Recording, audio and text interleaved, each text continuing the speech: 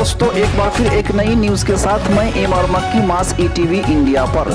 दोस्तों supreme court के फैसले पर मुस्लिम पर्सनल लॉ बोर्ड की वह 10 बातें जिन्हें मैं एक एक कर आपकी समाअतों के हवाले कर रहा हूं।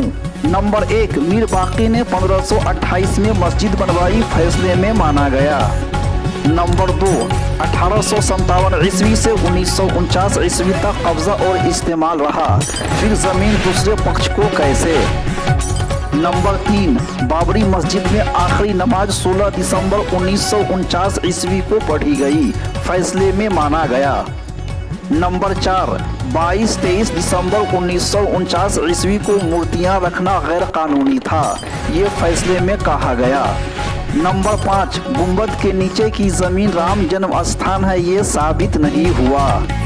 नंबर 6, जमीन पर दावा मियाद के अंदर है, जिस पर अब फैसला रिव्यू के लायक। नंबर 7, 6 दिसंबर 1992 ईस्वी को मस्जिद गिराया जाना गैर संवैधानिक था, फैसले में माना गया। नंबर 8, हिंदू सैकड़ों साल से पूजा करते रहे हैं, इस आधार पर पूरी जमीन कैसे। नंबर 9, ये क्यों विचार नहीं हुआ कि मस्जिद की जमीन एक्सचेंज या ट्रांसफर नहीं हो सकती।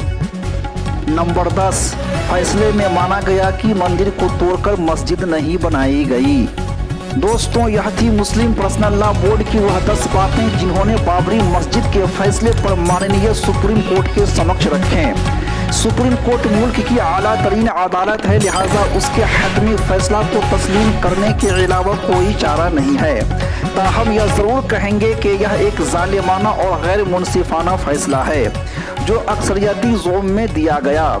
सुप्रीम कोर्ट ने 9 नवंबर 2019 को फैसला जरूर दिया है, मगर इंसाफ को शर्मसार किया है। हम बचाते रह गए दीमक से अपना घर, कुर्सियों के चंद कीड़े मुल्क सारा खा गए।